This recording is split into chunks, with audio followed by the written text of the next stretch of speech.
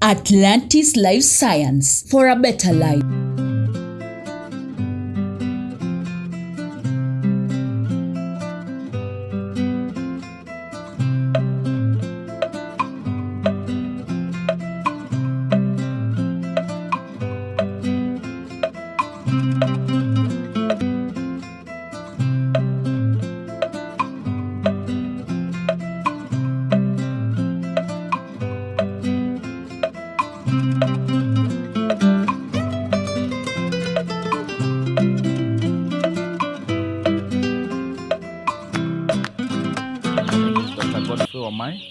And we are in a broiler farm today, and we are going to see or to learn how to do a successful brooding for a successful broiler farm. So welcome today, and we are going to discuss a few things about brooding, and we'll start from the basics before even you bring the chicks.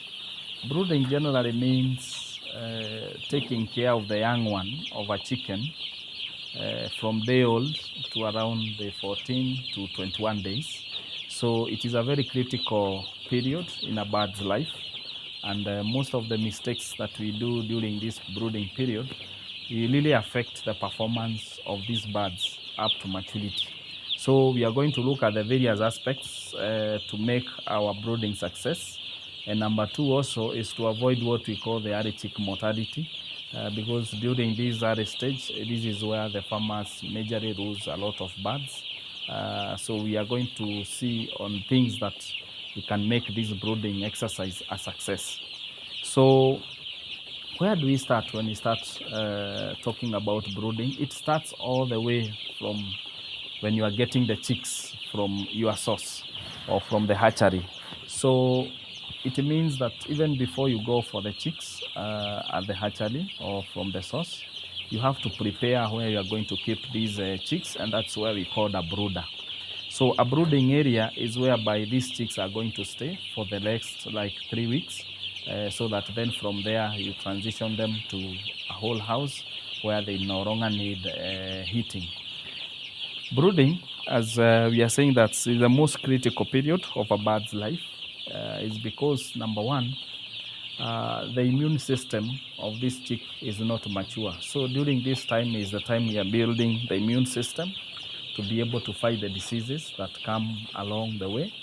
Another thing with brooding is that during this period, the digestive system also is very young, and therefore during this period is the time it's going to mature and achieve its optimum function.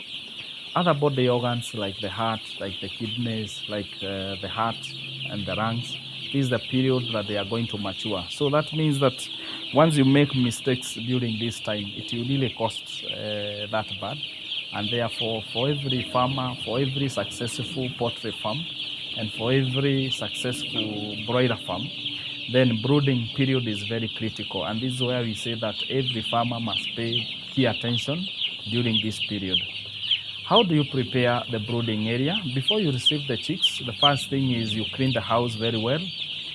You clean, and then the other thing is you do a lot of disinfection. This is to minimize the contamination, to minimize the infections, because these young chicks are very delicate, and therefore we don't want them to come and stay somewhere that is contaminated. So the first thing is you make sure the house is clean, make sure the house is well disinfected. And the other thing is now you start preparing the brooding area. There are two ways of doing the brooding. There is what we call the full house brooding, and there is what we call the point brooding. The full house brooding is like the one we are going to see here. This is whereby you have many birds, say 2,000, 3,000, 5,000, 10,000 birds, and therefore you need to use the house.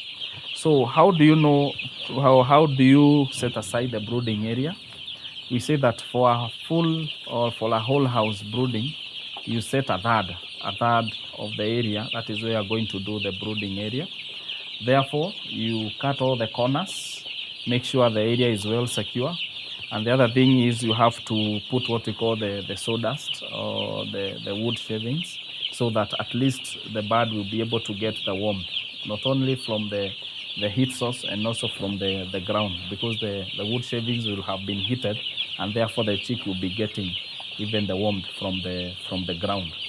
The other thing is you have to disinfect very well those wood shavings, because wherever you get them, they come with infections, and that's where most of these chicks get infections from. So ensure that these wood shavings are well disinfected before you bring in the chick.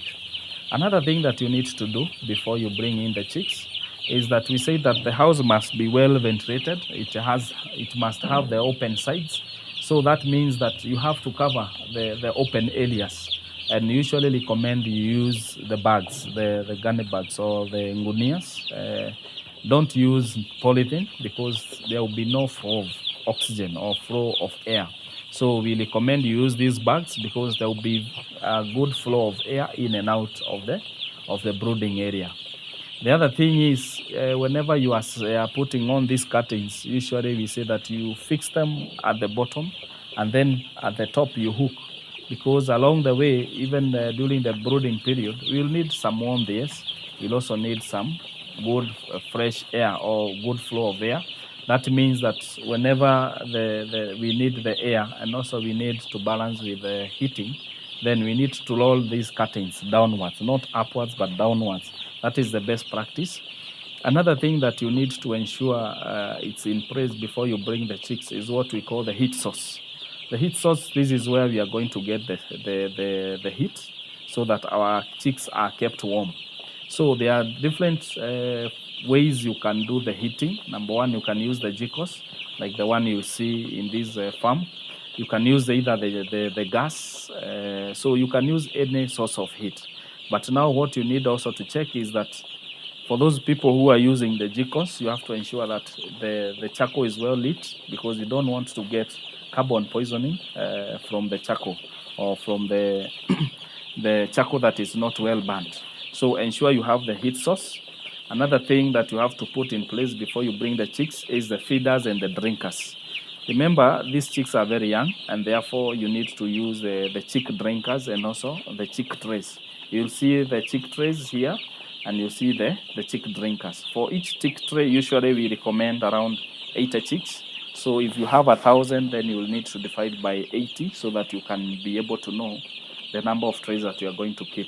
If you are using the small drinkers, usually we say that use one drinker at a ratio of 50 chicks, so that you ensure that every chick now is able to access the drinking water.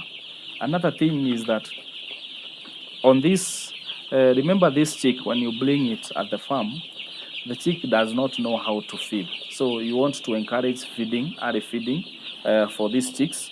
So then what we say that on top of the wool shaving, usually we recommend that you add maybe something like maybe newspapers or used newspapers or something like papers, so that even when you put some feeds on the chick trays, you also sprinkle some on those papers, so that you encourage feeding and they are able to learn. But what we say is that these papers should be removed at least after 3 days. Then you remove them, and then the chicks will have learned how to feed. Another thing is ensure that when the chicks are coming, you start heating the house. You say 5 hours before the chicks are live, so that once the chicks are live, the environment is already conducive for them. The environment is already warm. Because what you'll find is that some of the chicks, when they come at the farm, the navel is not properly healed. So you need this warmth to hasten or to quicken the healing of the navel. Because once the navel has not fully closed, you'll get a lot of infections. So it will be the entry point for infections. And that's where most of the farmers, they start losing chicks from early chick mortality, or from what we call the yolk sac infection. That's how it comes about. So ensure there is the right temperatures. The right temperatures, how do you tell that the chicks are having the right temperatures? Number one, you can do what we say behavioral observations. You observe how the chicks are behaving. Because for chicks that are means the warmth is fine. You find the chicks are distributed very well in the brooding area. They are feeding, they are eating, and they are relaxing. But if you go and find that the chicks are crowding at the heat source, near the heat source, let's say a jiko, you'll find that those chicks are feeling cold. That means you need to add some more heat. Another thing you can observe is that when the temperatures are very high, above the recommended, you see that the chicks will start now running away from the heat source. You start seeing them panting, opening their beaks. You also see them spreading their wings. And the other thing is that they will drink a lot of water, but no feeding. So that means that even the growth rate will be affected, because once the chick does not feed, that means even the growth will be totally affected. So that is how you prepare the chicks before they arrive. Once they arrive, then there is something we say that the chicks, because of all that process, since from hatchery, all that, the process of packing, sorting, vaccination at the hatchery, and then transportation, the chick experience a lot of stress around that process. And therefore that means that once the chick arrive at the farm, we have to ensure that we minimize stress to this chick, and also we encourage feeding as early as possible, because there is an advantage of feeding or encouraging the chicks to start feeding immediately. It is very important and very beneficial for the digestive system. So how do you then encourage feeding? How do you increase the appetite for these young chicks? This is the time now we say that, number one, ensure that the feed is almost everywhere. 70% of the brooding area should be covered by feeds. That's why we said use the chick trays, and then also use the newspaper, something you sprinkle some feeds. Not a lot to waste, but small feeds, so that you encourage feeding and faster feeding. Another thing that you do is that these chicks, they come stressed. So that means they also need to take some water. In this water, there is what we recommend, so that at least we are able to encourage this chick. Number one is we ensure that we supplement energy to this chick. So that is where we put dextrose in the drinking water, or maybe glucose, so that the chick can get that ready energy. Because at this time, it's not able to feed feeds that can give it the required temperatures. Another thing is you put vitamins in that water. Vitamins, they act in two ways. Number one, they will minimize the stress on this chick. And then number two, it will act as an appetizer. So it will enhance the appetite of this chick. So she start feeding as early as possible. And once the chicks start feeding, then the yolk, where the chick gets its nutrition in the first few days, it's now start getting reabsorbed in the body. That means now the chick now is able to rely on the feeds for its normal survival and growth. Another thing, in this drinking water, you need to put some supplements so that they help the chick grow very well. And I will recommend a product called Vigochic. Vigochic, there is a liquid, and also there is a powder. Because now this Vigochic will have some benefits, or will have a lot of benefits to these chicks. Number one, it will bring out the appetite on these chicks. Number two, it will ensure that these chicks get enough energy. Number three, it will ensure that the immunity of these chicks is well built, and therefore they will be very strong. They will be able even to fight the infections. Why use Vigochic Chick Start? Vigochic Chick Start is a combination of trace elements, is a combination of amino acids, is a combination of essential vitamins.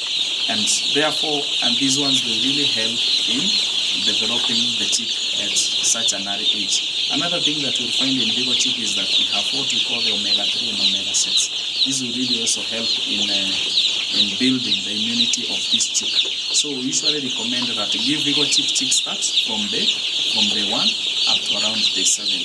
Another thing that you also need to ensure that your chicks get as early as possible. Remember, the digestive system, we said, it is very young, and therefore we need to help the digestive system to grow. So what is inside that digestive system? Because digestive system is the chicken. It is the one that brings immunity. It is the one that brings growth. It is the one that will help us make a profit at our farms. So there are things that live in there, what we call the microbes. They are living things. They live inside the digestive system. So at day old, we usually recommend you give what we call the probiotics. And a good example is Vigolex. Vigolets has what we call the probiotics. So probiotics, these are living bacteria, can be yeast. What will happen is they will enter into the digestive system of a young chick at an early age. So because they are living, what they will do is, once they are there, number one, they will grow, they will multiply, and then they will colonize the system. So that means that once the chicks start pecking, they start picking the harmful bacteria, let's say Salmonella or E. coli, which are the main cause of early chick mortality. Then they'll have nowhere to attach inside the digestive system. That means that the digestive system will be very healthy. The digestive system will be able to do its functions. Remember, its work is to digest, and its work is to absorb the nutrients. Remember, once you go to the shop to buy a bag of feeds, you are not buying the maize or the beans or the soya or the omena, whatever is in that bag. What you are buying the nutrients in that bag. Therefore, we say that it is very important. Once your bird lose those nutrients, then you are losing money. And we say that 70% of these costs will be feeds. Therefore, this is where now you need to make a saving. Therefore, ensure that the digestive system of your chicks start growing and start building a very strong barrier for infections. Because some of the infections that we are going to see along the way, like diarrhea cases, then it's because of those infections that came through the mouth. Once you build a strong system, then that means you use less feeds because it will be well digested, it will be well absorbed, and then the birds will grow very well and very fast. And the other thing is you'll minimize the usage of let's say antimicrobials like antibiotics to treat the birds, because the immunity will be there, the birds will not get sick, and therefore even by the end of the day this meat will be very safe for our consumers. And therefore using Vigolets from day one is very beneficial to this chick. So for a successful brooding, then in that drinking water you need to put two things, and I have said, number one, you need to put Vigochick chick starch, and I've given the benefits of using a Vigochick chick starch. And number two, you use Vigolets at the same time. So you put the same in the same drinking water for a period of like 7 days. You will ensure that your chicks grow very well. Another thing is that these birds, remember, they are young. The skeletal system is not fully developed. So we want to give the trace elements to help in the formation of strong bones. So the same will be in feeds, and the same will be found in what we call the Vigochick chick start. So start your chicks with the Vigochick chick start and Vigolets for a successful brooding. Another thing is during the brooding period also remember what we call the issues with diseases. Remember to do vaccinations. From the source you'll be given a vaccination program. Ensure that you vaccinate your chicks at the right time and using the right vaccination water. Ensure that you use very clean water for vaccination, and because water usually have a lot of impurities during vaccination, we usually recommend that you use something that will stabilize the water, will clean that water. And there's a product in the market called Decrovat that can really help you clean that water for vaccination. It has a dye, so once in that water, you can even see the chicks that have consumed the vaccine. So ensure that you do proper vaccinations. And another thing is also usually do regular what we call fogging or regular disinfection in the poultry house, because this one also will really reduce the infections at the poultry house. With that, then you'll have a very successful brooding. You'll have a very well grown, very successful weights, and by the end of the day, then you are going to make money. So for broilers, for layers, for improved kienyeji, the brooding practices are the same. It's only that now you find some birds like broilers, they need more heating, maybe like more than kienyeji or improved than. So ensure you have the right temperatures, ensure you have hygiene, you have the right equipments, and you have the right temperatures, and then supplement your chicks with the best. And the best, we have said, Vigochick chick start and Vigolets. That will be perfect for your chicks. And with that, I think you have learned something about brooding that will really help you even make and realize more profits.